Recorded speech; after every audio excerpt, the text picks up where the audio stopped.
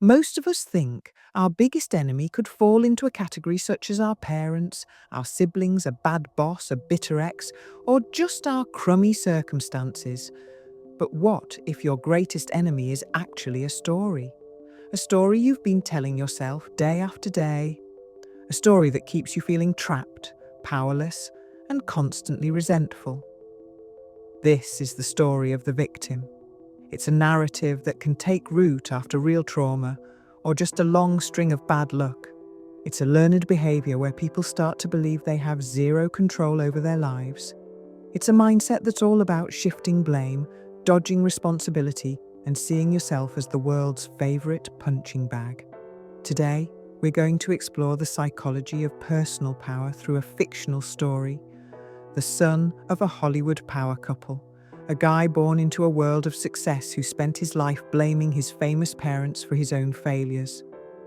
He was trapped in a victim loop until two powerful schools of thought, one ancient, one modern, showed him the way out.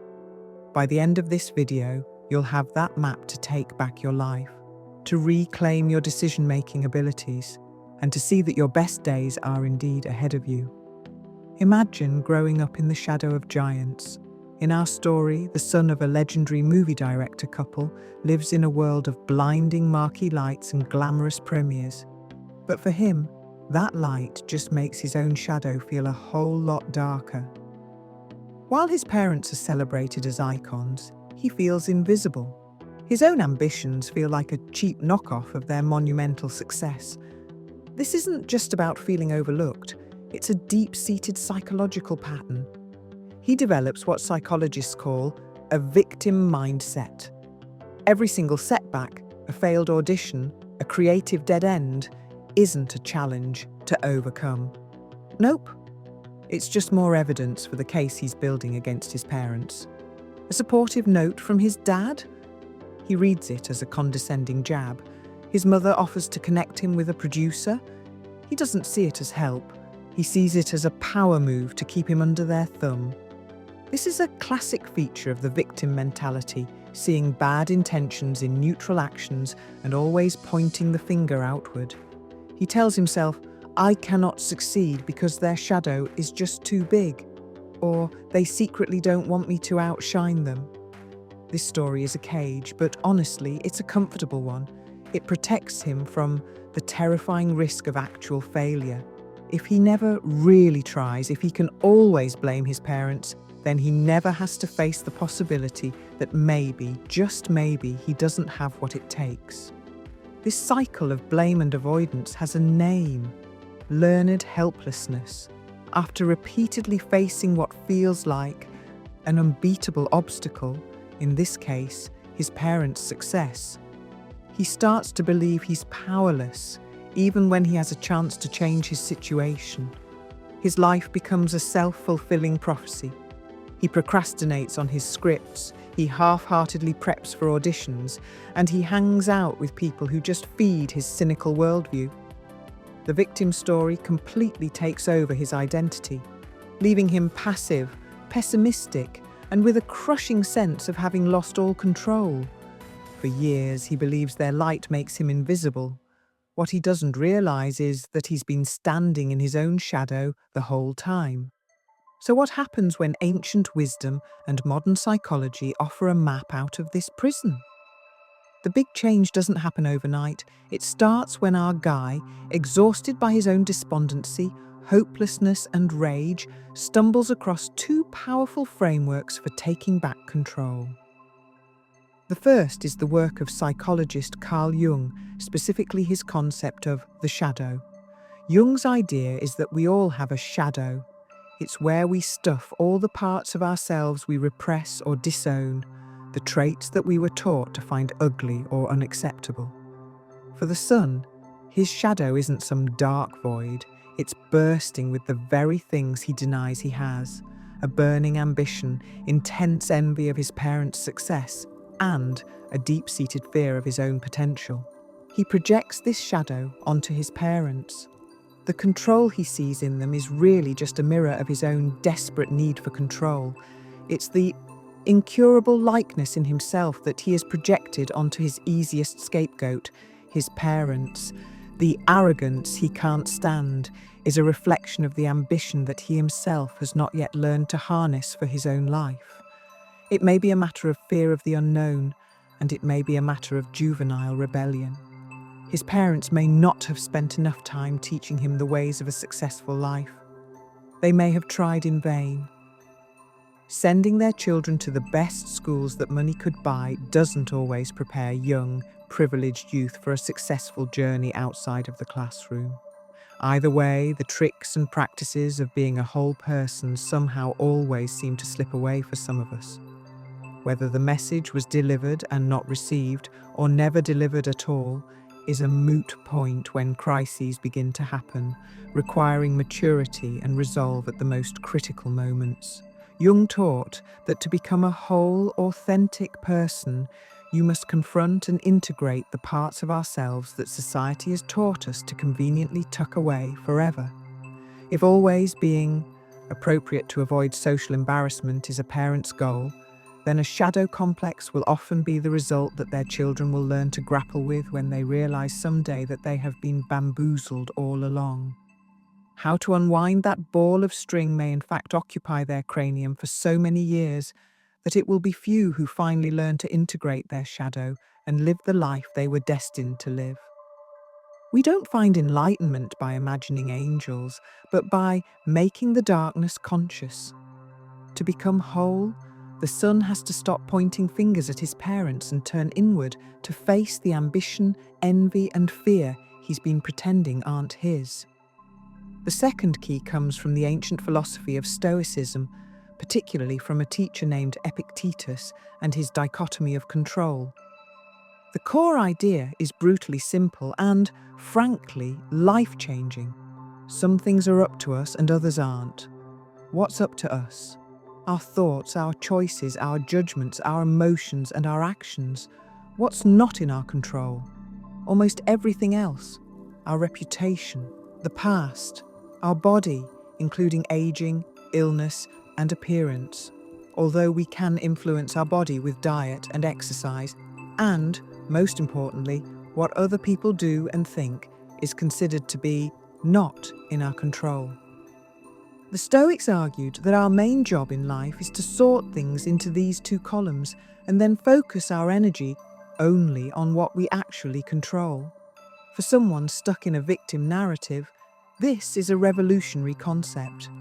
The victim obsesses over the external, what other people did, what they should have done, how unfair the world is, and even what other people think. The Stoic, on the other hand, pulls their energy back from all that noise and pours it into their own choices.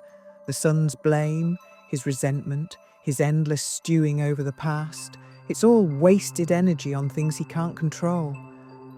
Stoicism gives him a new question. Instead of asking, "Why did they do this to me?" he learns to ask, "Okay, so what's my next move?"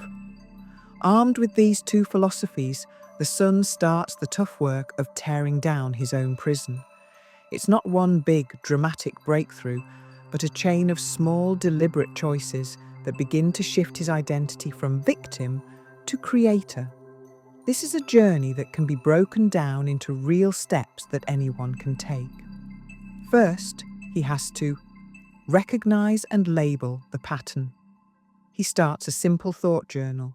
For 2 weeks, every time he feels that familiar surge of resentment or helplessness, he writes the thought down. "Dad only praised my script to look like a good dad." Or, "I'll never get a real shot because everyone just sees me as their kid." Just seeing how often these thoughts pop up, all laid out in black and white, is the first jolt to his system. You can't change what you don't acknowledge. In other words, admitting that you have a problem is the first step to recover. Second, he learns to separate facts from stories. For each negative thought, he draws a line down a page. On one side, he writes the observable fact. "Dad said, this is a strong movie concept." On the other side, he writes the story he told himself, "But he doesn't really mean it, he's just trying to manage me."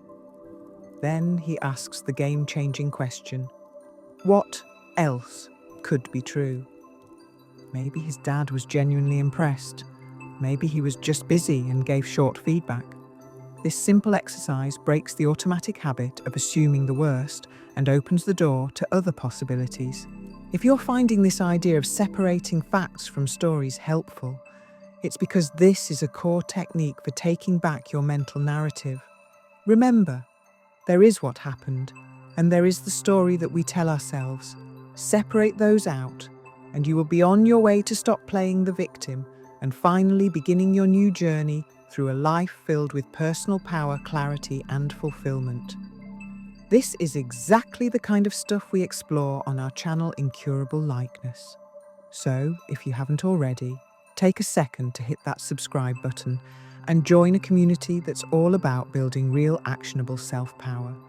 The third step he would take to begin his journey from victim to creator, he does a shadow work exercise. He writes a raw, unsent letter to his parents. He lets it all out, finally naming the ugly feelings he's denied for so long. The burning envy of their careers, the shame of his own failures, the deep anger he feels for being so overshadowed. But then he adds a second part.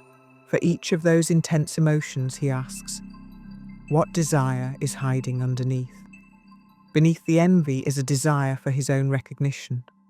Beneath the shame is a desire to feel competent. This helps him see his dark feelings not as monsters, but as signposts pointing toward his own unmet needs. Fourth, he creates a dichotomy of control inventory, a classic Stoic practice. He makes 2 columns. In column A, things I control. In column B, things I don't control. In column B, he lists his parents' fame, their opinions, how the industry sees him, and all his past failures. He makes a pact with himself to stop trying to change these things. In column A, he lists stuff like the hours he writes each day, the scripts he chooses to finish, the acting classes he takes, and how he chooses to react to his parents' comments. He then commits to taking one small action from column A every single day. Finally, he runs a behavioral experiment. He decides to write and direct a small independent short film, a project completely separate from his family's world. No big budget, no famous actors, and no guarantee it will be a hit. The goal isn't to create a masterpiece. The goal is to see a project through from start to finish, powered entirely by his own will.